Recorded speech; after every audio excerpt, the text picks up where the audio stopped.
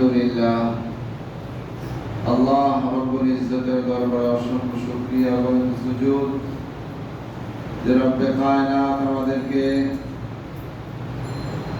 আজকের শাওয়াল মাসের দ্বিতীয় জুমা আদায়ের লক্ষ্যে মসজিদে আসবার বসবার দিনই কিছু আলোচনা আমলের নিয়তে করবার ও শ্রবণ করবার তৌফিক দান করেছেন। সকলেই দিল থেকে কালিমাত শুকর আদায় করি আলহামদুলিল্লাহ।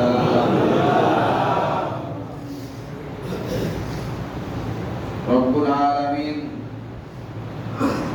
বড় মেহেরবানি করে আমাদের হায়াতকে দীর্ঘায়িত করছেন,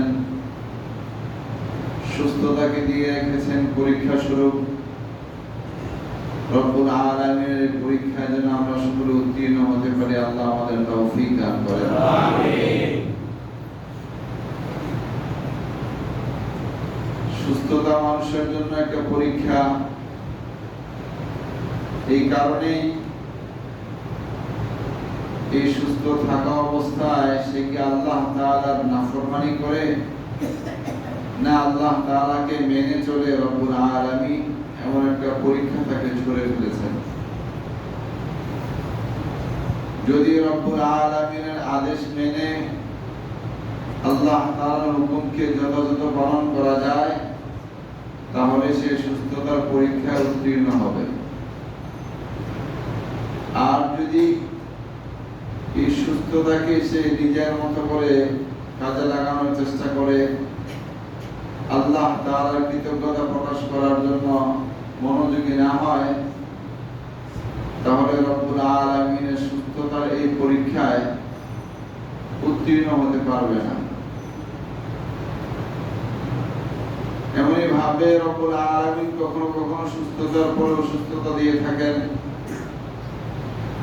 সেই অসুস্থতাও আল্লাহ তাআলার পক্ষ থেকে একটা ইমতিহান বা পরীক্ষা। সেখানে যদি ধৈর্য ধারণ করা যায়, আল্লাহ তাআলার উপর তাওয়াক্কুল করা যায়, এর বদলাও রব্বুল আলামিন তার জন্য নির্ধারণ করে রাখবেন ইনশাআল্লাহ। আল্লাহ তাআলা আমাদেরকে সদা সর্বদা বিপদগ্রস্ত অবস্থায় আল্লাহ তাআলার উপর ধৈর্য ধারণ করা, নিয়ামতে ডুবে থাকা অবস্থায় শুকরিয়া আদায় করার তৌফিক দান করেন। আমিন। রমজান পরবর্তী সময়ে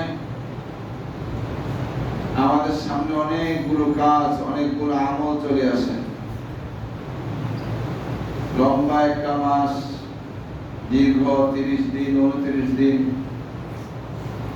একটা ধাপে আমরা আমল করে গিয়েছি। এই আমলের প্রভাব কতটুকু আমার মধ্যে আছে যাচাইয়ের বিষয়। প্রত্যেকেই সব জিনিস লং লাস্টিং চায়। আতরের দোকানে গিয়ে ক্রেতা বলে, আমাকে এমন একটা আতর দিবেন গ্রাম সুন্দর থাকেও যেন লম্বা সময়। কি বলেন?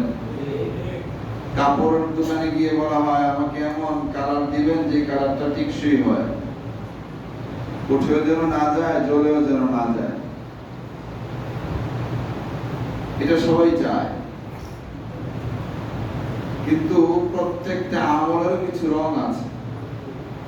বদ আমলের কিছু রং আছে, নেক আমলের কিছু রং আছে। বদ আমলের রং, সে যখন বদ আমল করতে থাকবে, খারাপ কাজে লিপ্ত হতে থাকবে, পরিবার, সমাজ, রাষ্ট্র তার থেকে খারাপ কিছু দেখতেই থাকে, তার থেকে খারাপ কিছু ছড়তে থাকে।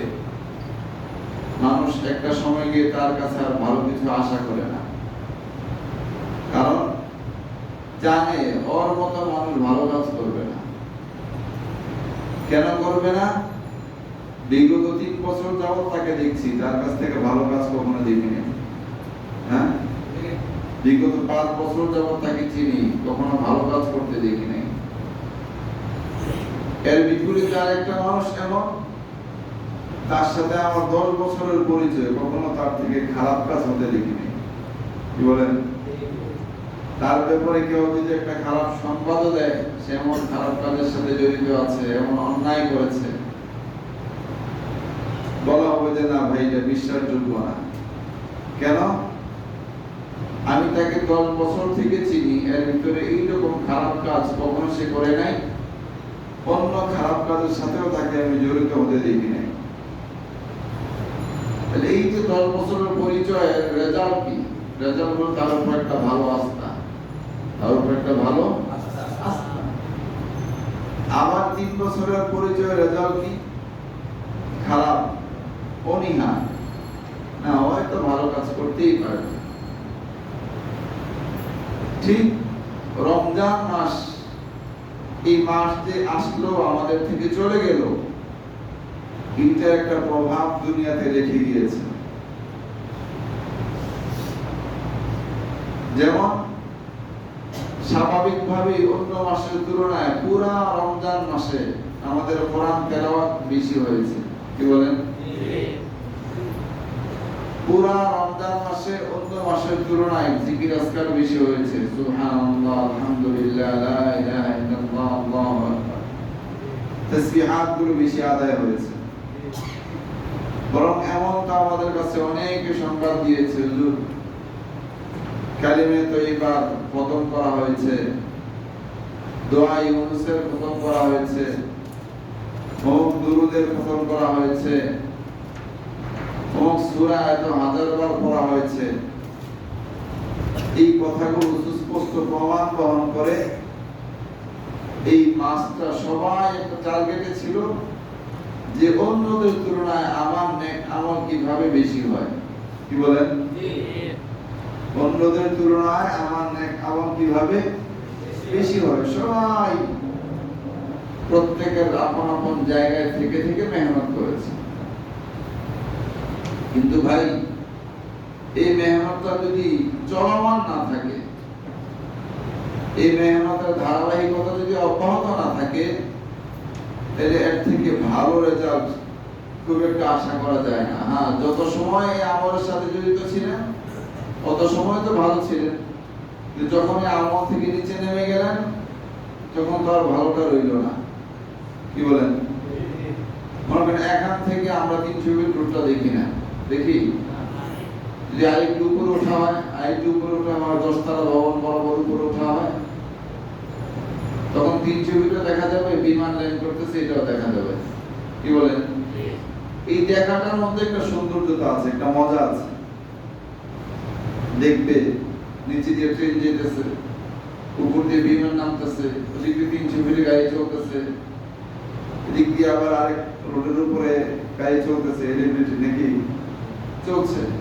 এটা দেখার মধ্যে একটা সৌন্দর্যতা আছে। কিন্তু এই দেখাটা, এই সৌন্দর্যতা এবং এই যে একটা আনন্দের মুহূর্তটা, এটা অনুভব করবেন কখন? যখন আপনি উপরে উঠবেন, তাই না? একতলা নিচে নামলে হয়তো একটু কম দেখা যাবে, আর একটু নিচে নামলে দেখা যাবে না, আরো নিচে নামলে দেখা যাবে না, আরো নিচে নামলে দেখা যাবে না। রমজান মাসে আমাদের প্রত্যেকেরই আমল এরকম ছিল যে একেবারে উপরের লেভেলে উঠতে উঠতে আমরা আমলের একটা স্বাদ পেয়ে গিয়েছিলাম। রোজা অবস্থায় গান শুনতে ভালো লাগে না, রোজা অবস্থায় খামাখা আড্ডায় বসতে ভালো লাগে নাই, রোজা অবস্থায় নাটক সিনেমা দেখতে ভালো লাগে নাই, রোজা অবস্থায় বাজে আলোচনা করতে ভালো লাগে নাই, এমন একটা অবস্থায় আমরা ভুগছিলাম। কি বলেন? কিন্তু রমজান মাস যখন শেষ হয়ে গেল, আলহামদুলিল্লাহ অনেকে ওই অবস্থানটা ধরে রেখেছে, আমলের স্বাদটা পাচ্ছে, আমলের মজাটা অনুধাবন করছে, আমলের যে স্বাদ, ওই স্বাদটা এখনো তার দিলে লাগছে। আবার অনেক এমন হয়েছে এখন আর নামাজ পড়তে ভালো লাগে না, এখন আর নামাজ পড়তে ভালো লাগে না, এখন আর কোরআন তেলাওয়াত করতে ভালো লাগে না, এখন হাতে তাসবিহ দেখা যায় না, সুবহানাল্লাহ সুবহানাল্লাহ পড়তে দেখা যায় না, নামাজের অনেকক্ষণ আগে আসা, নামাজের পরে বের হওয়া, এটা এখন আর দেখা যায় না। আগে ঘরে তেলাওয়াত করা হইতো, মসজিদে আসলেও তেলাওয়াত করা হইতো, এটা আর দেখা যায় না। তাহলে বোঝা গেল এরকম যদি হয়, আমরা মূল আমলের স্বাদ থেকে অনেক নিচে নেমে গিয়েছি। যদি বিষয়টা এমন হয়ে থাকে আর এই বিষয়টা আজকে আমাদের বুঝে আসে যে না, আমার আমলের মজা থেকে তো আমি অনেক দূরে চলে আসছি। যেমন দেখেন, এশারের সময় এখন আমরা সচরাচর নামাজ পড়ি 9 রাকাত, কি 4 রাকাত ফরজ, 2 রাকাত সুন্নাত, 3 রাকাত বিতর। কয় রাকাত পড়ি? 9 রাকাত। সচরাচর 9 রাকাত পড়ি। কেউ একটু আগে আসলে দুপুর মসজিদ পড়ে, আর অন্যান্য নফল নামাজ পড়ে। ওইটা সবাই যেহেতু পড়ে না, এই জন্য বাদ দিয়ে দিলাম। সবাই যেটা পড়ে এটা হলো 9 রাকাত। কয় রাকাত? 9 রাকাত। এই তো কিছুদিন আগে আমরা হয়তো 1.5 সপ্তাহ আগে আমরা পড়েছি 29 রাকাত। কি বলেন? এই আমরাই তো যদি 1.5 সপ্তাহ আগে 29 রাকাত পড়ে থাকি, তাহলে এখন হঠাৎ করে একেবারে 9 রাকাতে নেমে গেল। যদি আমরা একটু আগে আসি, ধরো ঘর থেকেই নফল নামাজ আরো 4 রাকাত পড়লাম, মসজিদে এসে আরো 2 রাকাত পড়লাম, এসার পরে ঘরে গেলাম। কারণ নফল নামাজগুলো মূলত ঘরেই পড়ার বিধান। আর পরিবেশ যদি না থাকে তখন মসজিদে পড়া যায়, কোনো অসুবিধা নেই। আগে পরে যদি আমরা আরো 10 টাকা ধরে রাখতাম, 8 টাকা ধরে রাখতাম, তাহলে আমলের ছাপটা আমাদের উদাহরণ দিত। আমলের ছাপটা, আমলের মজাটা পেয়ে যেতাম। কি বলেন?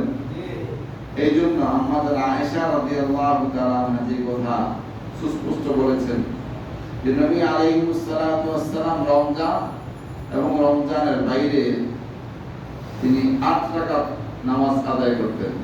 কয় রাকাত? 8 রাকাত।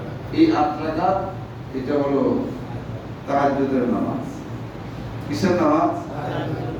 রমজানে আমরা লম্বা সময় নামাজ আদায় করেছি, কিন্তু এখন যদি কিছুটাও ধরে না রাখি তাহলে ওই মজাটা পাওয়া যাবে না। রমজান আসছে আমলের মজা আমাদেরকে দেওয়ার জন্য, আমলের মজাটা ধরে রাখবার জন্য। আল্লাহ তাআলা আমাদের তৌফিক দান করেন। আমিন। রমজানে আমরা আরো যে সমস্ত আমল করেছি, এর মধ্যে একটা আমল এই ছিল একে অপরের খোঁজ খবর নেওয়া। কোন রোজাদারকে ইফতার করানোর চেষ্টা করা, কোন রোজাদারের সেহরির ব্যবস্থা করে দেওয়া, কোন রোজাদারের কিছু কাপড় প্রয়োজন, কাপড়ের প্রয়োজন পুরা করা, চিকিৎসার প্রয়োজন, বিভিন্ন খাতের অর্থ দিয়ে তার চিকিৎসা করে নেওয়া। এই আমলগুলো আমরা রমজান মাসে করেছিলাম কিনা? এই আমলগুলোকে ধরে রাখা যায়, এটা যেন আমাদের থেকে হারিয়ে না যায়। অনেক সময় দেখা যায় আত্মীয় স্বজনকে নিয়ে একবার ইফতার করা হয়, বড় চমৎকার কাজ যে রমজান মাস আসছে আত্মীয় স্বজনের সাথে ইফতার করি, এটা খুব ভালো কাজ। কিন্তু রমজান যেই শেষ হয়ে গেল আর আত্মীয় স্বজনের খবর নেই, এমনটা যেন না হয়। নবী আলাইহিস সালাতু ওয়াস সালাম লম্বা এক হাদিস মুসলিম শরীফে আসছে, লম্বা এক হাদিস রওয়ায়াত করেছেন। ইন্নাল্লাহা ইয়াকুলু ইয়াওমাল কিয়ামা, আল্লাহ সুবহানাহু ওয়া তাআলা কিয়ামতের ময়দানে মানুষকে ডেকে বলবেন, ইয়া ইবনে আদম মারিস্তু ফালাম তাউদনি, আমি তো অসুস্থ হয়ে পড়েছিলাম, তুমি আমাকে সেবা যত্ন করোনি। কে বলবেন? আল্লাহ তাআলা বলবেন, মারিস্তু ফালাম তাউদনি, আমি অসুস্থ হয়ে পড়েছিলাম কিন্তু তুমি আমাকে কি করোনি? সেবা করোনি। ক্বালা ইয়া রাব্বি কাইফা আউযুকা ওয়া আনতা রাব্বুল আলামিন, তখন ওই বান্দাটা আল্লাহকে উল্টো প্রশ্ন করবে, আল্লাহ আমি আপনার সেবা করা কি করে সম্ভব, অথচ আপনি তো রব্বুল আলামিন, আপনি তো রব্বুল আলামিন, আপনার সেবা করা কি আমার পক্ষে সম্ভব? ক্বালা আমা আলিমতা আন্না আবদি ফুলানান মারিদা, আল্লাহ তাআলা তখন উত্তরে বলবেন, তুমি কি আমার অমুক বান্দা সম্পর্কে জানতে না যে সে অসুস্থ হয়ে পড়েছিল? আমার অমুক বান্দা যে অসুস্থ, এটা তুমি জানতে? ফালাম তাউদহু, তুমি জেনেও তার সেবা করোনি। তুমি জানতে তোমার প্রতিবেশী, তোমার আত্মীয় স্বজন, তোমার আপনজন অসুস্থ, জানার পরেও তার সেবায় এগিয়ে যাওনি। ফালাম তাউদহু, তুমি তার সেবা যত্ন করোনি। আমা আলিমতা আন্নাকা লাহু উত্তাহু, তুমি কি জানো না যদি তুমি তার সেবা যত্ন করতে, যদি তুমি তাকে দেখতে যেতে, তার সেবা যত্ন করতে, লাওয়াজাত্তানি ইনদাহু, তার পাশে আমাকে পেয়ে যেতে। সুবহানাল্লাহ। অর্থাৎ তার সেবা করেই আমার সন্তুষ্টি তুমি অর্জন করে যেতে। সুবহানাল্লাহ। কত বড় কথা! এইটা তো কিয়ামতের ময়দানে আল্লাহ আমাদেরকে জিজ্ঞেস করবেন, প্রত্যেকে একজন করে জিজ্ঞেস করবেন। কিন্তু বড় ইহসান, বড় দয়া, আল্লাহ সুবহানাহু ওয়া তাআলার এই কাজগুলো সেই 1450 বছর আগে নবী আলাইহিস সালাতু ওয়াস সালাম আমাদেরকে জানিয়ে দিয়েছেন। পরীক্ষার প্রশ্ন আউট করে দিয়েছেন, শুধু আমরা এখন পড়ব, পরীক্ষা দেব আর পাস করব। পারবো না ইনশাআল্লাহ? ইনশাআল্লাহ। তারপর আল্লাহ সুবহানাহু ওয়া তাআলা বলেন, ইয়া ইবনে আদম ইস্তাদআমতুকা ফালাম তুতঈমুনি, আমি তো অনাহারি অর্ধাহারি ছিলাম, তুমি আমাকে খাবার খাওয়াওনি, আমাকে খাবার দাওনি। ক্বালা ইয়া রাব্বি ওয়া কাইফা আত'ইমুকা ওয়া আনতা রাব্বুল আলামিন, বান্দা আবার আল্লাহকে লক্ষ্য করে বলবেন, আল্লাহ কি করে আমি আপনাকে খাওয়াবো, অথচ আপনি তো রব্বুল আলামিন, বিশ্ব জগতের প্রতিপালক, আপনাকে খাওয়া কি আমার পক্ষে সম্ভব? আপনাকে তো খাওয়ানো সম্ভব না। আল্লাহ বলেন, ক্বালা আমা আলিমতা আন্নাহু ইস্তাদআমাকা আবদি ফুলানুন ফালাম তুতঈমুহু, আমা আলিমতা আন্নাকা লাও আত'আমতাহু লাওয়াজাদতা যালিকা ইনদি, তুমি তো জানতে যে আমার অমুক বান্দা অনাহারে আছে, অর্ধাহারে আছে, তুমি খাবার নিয়ে তার দুয়ারে যাওনি, তাকে খাবার খাওয়াওনি। যদি তুমি তখন তাকে খাবার খাওয়াতে, এর বিনিময়ে তুমি আমার কাছে পেয়ে যেতে। সুবহানাল্লাহ। এর বিনিময়ে তুমি আমার কাছে পেয়ে যেতে। আল্লাহ সুবহানাহু ওয়া তাআলা বলেন, ইয়া ইবনে আদম ইস্তাইকাযতুকা ফালাম তাসকিনি, ইস্তাইকাযতুকা, আমি বড় তৃষ্ণার্ত ছিলাম, বড় পিপাসার্ত ছিলাম, তুমি আমাকে একটু পানীয় পান করাওনি, তুমি আমাকে একটু পানীয় পান করাওনি। ক্বালা ইয়া রাব্বি ফাকাইফা আসকিকা, হে আল্লাহ আমি কি করে আপনাকে পানি পান করাবো, ওয়া আনতা রাব্বুল আলামিন, আপনি তো বিশ্ব জগতের প্রতিপালক, আমি কি আপনাকে পানি পান করাতে পারি? ক্বালা আমা আলিমতা ইস্তাসকাকা আবদি ফুলানুন ফালাম তাসকিহি, এমন বান্দার পানির প্রয়োজন ছিল, তুমি তার পানির প্রয়োজনটা পুরো করোনি। এমন বান্দার পানির প্রয়োজন ছিল, তুমি তার পানির প্রয়োজন কি করনি? পুরো করনি। আমা ইন্নাকা লাও সাকাইতাহু লাওয়াজাদতা যালিকা ইনদি, হ্যাঁ তুমি যদি তার পানির প্রয়োজনটা পুরো করতে, আজকে এর বিনিময়ে আমার কাছে তুমি দেখতে পেতে। আমার বড় ভালো লাগে বসুন্ধরা যে 8 নম্বর এই রোডে সিগুলোকে বিভিন্ন বাসায় বিশুদ্ধ পানি বাইরের মানুষ যেন নিতে পারে ব্যবস্থা করে রেখেছে, তাই না? বড় ভালো লাগে। যদি এটা আসলে আল্লাহর জন্য করা হয়ে থাকে, এর বিনিময়ে যে তারা কি পাবে এটা আল্লাহ তাআলাই জানে। অনেক বড় বিনিময় আল্লাহর কাছে পাবে ইনশাআল্লাহ। পানির যখন একটু সংকট দেখা দেয়, তখন অন্য কারো বাড়িতে পানি থাকলে ওজুর পানিও দিতে চায় না, এটা করা যাবে না। বরং এটা আমাদের কিছু পাপের ফসল, মাঝে মাঝে পানির সংকট দেখা দেয়, এটা আমাদের পাপের কারণে হয়, বুঝলেন না? যখন পানি থাকে, এক মগ পানি দিতেই প্রয়োজন করা হয়, সেখানে 5 বালতিও শেষ হয় না। কি এক মগ পানি দিলে যখন আমার প্রয়োজনটা পুরো হয়, তখন কি 5 বালতিও আমি প্রয়োজন শেষ করতে পারি না, পারলে 6 বালতি লাগাই। মানে সংকট যখন দেখা যায়, তখন ঠিকই এক মগ ওই প্রয়োজনটা পুরো হয়। ঠিকই যখন একমত ওই প্রয়োজনটা পুরা হয়। এই জন্য এটা নিজের উপর জুলুম, এটা নিজের উপর জুলুম। আল্লাহ সুবহানাহু ওয়া তাআলা বলেন যাহারাল ফাসাদু ফিল বাররি ওয়াল বাহরি বিমা কাসাবাত আইদিন নাস। আমরা তো কোনো বিপদ আপদ আসলে মনে করি যে এটা একটা দুর্যোগ, এরকম হইতে পারে, এটা গরমের কারণে হয়েছে, এটা শীতের কারণে হয়েছে, এটা নিম্নচাপের কারণে হয়েছে, ইত্যাদি ইত্যাদি। মানে আমার দোষের কারণে হয়েছে, এটা আমরা কখনো স্বীকার করি না। কি বলেন? যে আমার অন্যায়ের কারণে, আমার পাপের কারণে হয়েছে, এটা কখনো স্বীকার করি না। ইতিমধ্যে আপনারা দেখেছেন দুবাইতে স্মরণকালের শ্রেষ্ঠ বৃষ্টি হয়েছে, বজ্রপাত হয়েছে, শিলাবৃষ্টি হয়েছে।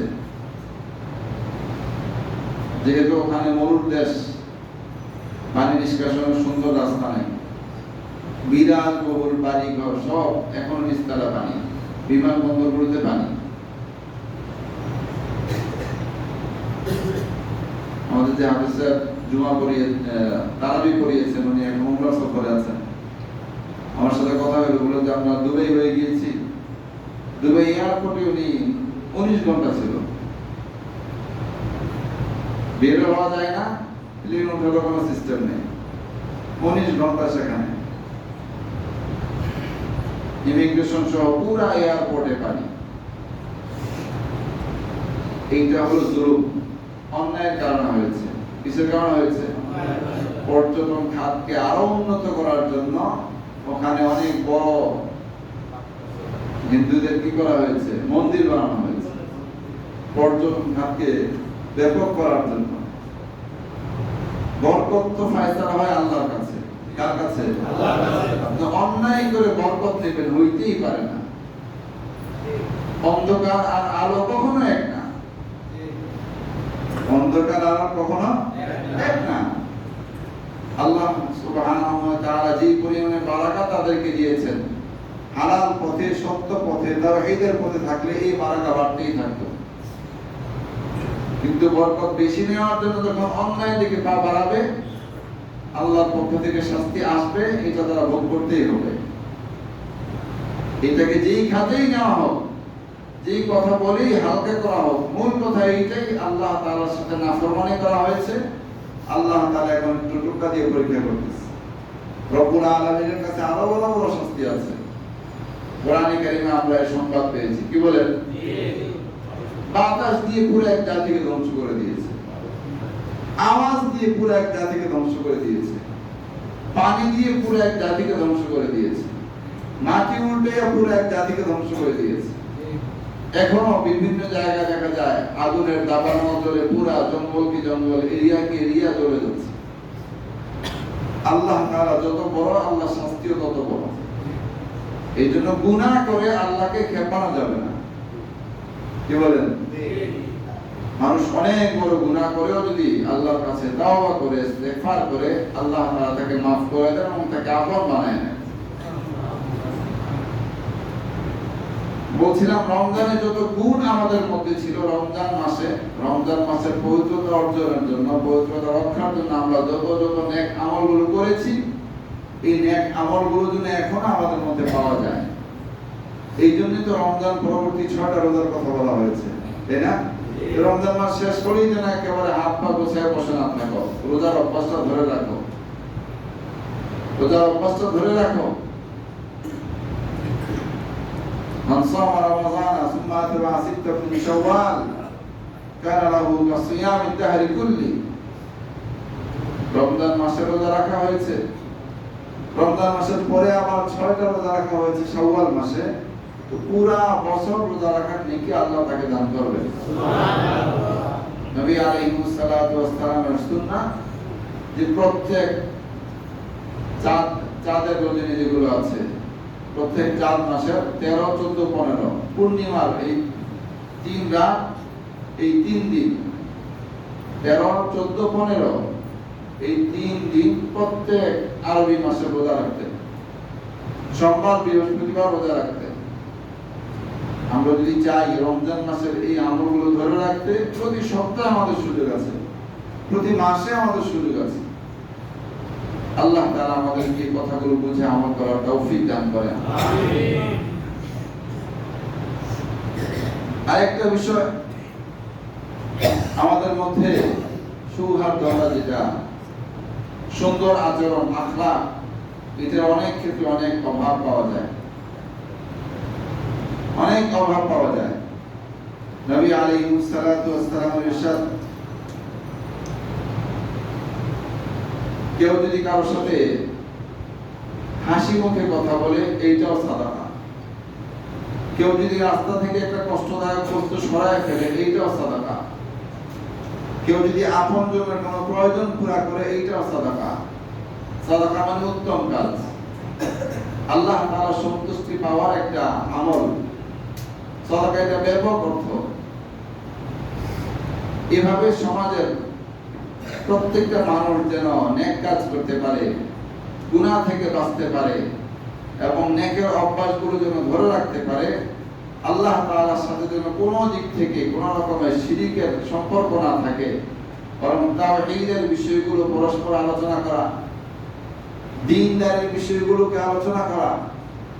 আমাদের ছেলেরা যেন ছেলেদের গুণ নিয়ে চলতে পারে, মেয়েরা যেন মেয়েদের গুণ এবং গায়রত নিয়ে চলতে পারে, যুবকরা যেন তাদের গুণগুলোকে ধরে রাখতে পারে, বৃদ্ধরাও যেন তাদের যেই বৃদ্ধ হওয়ার কারণে যে গুণগুলো থাকা দরকার, এই গুণের উপর তারা থাকতে পারে। এই বিষয়গুলো পরস্পর আলোচনা করে মেহনত করা দরকার।